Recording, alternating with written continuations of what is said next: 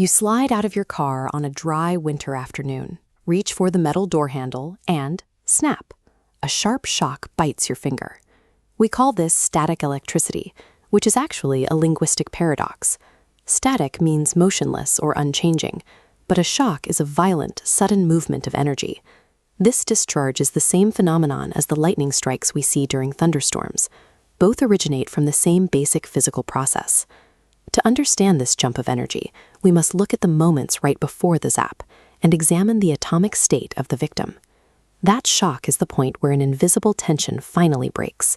It's the physical evidence of a universe that does not tolerate imbalance for long. Around 600 BC in Greece, Thales of Miletus became the first recorded investigator of this invisible force. Thales discovered that rubbing fossilized tree resin with wool could attract light objects like pieces of straw. The Greek word for this resin is electron. It is the root of the word electricity. In the 18th century, researchers rubbing glass with silk and plastic with fur found that charged objects don't just attract, they often repel. The experiments established a fundamental interaction. Identical charges push away, while opposite charges pull together. Electricity is a system of polarity, two competing states constantly interacting. These states neutralize when brought together. If a charged glass rod touches the silk it was rubbed against, they no longer attract or repel anything. Benjamin Franklin codified these states using the terms positive and negative. Zooming down into the microscopic atomic level shows us exactly what is physically happening during that rubbing process. Matter is typically neutral, but friction physically tears electrons away from one surface and forces them onto the other. The material that loses electrons becomes positively charged, while the one gaining them becomes negative.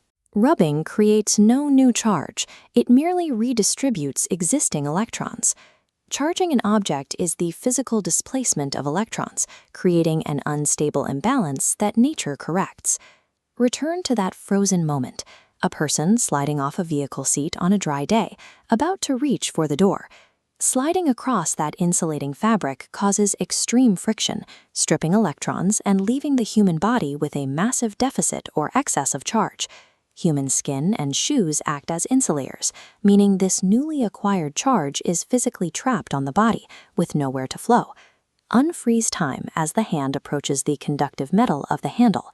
The moment the gap is small enough, the trapped electrons violently rip through the air to reach the neutral metal.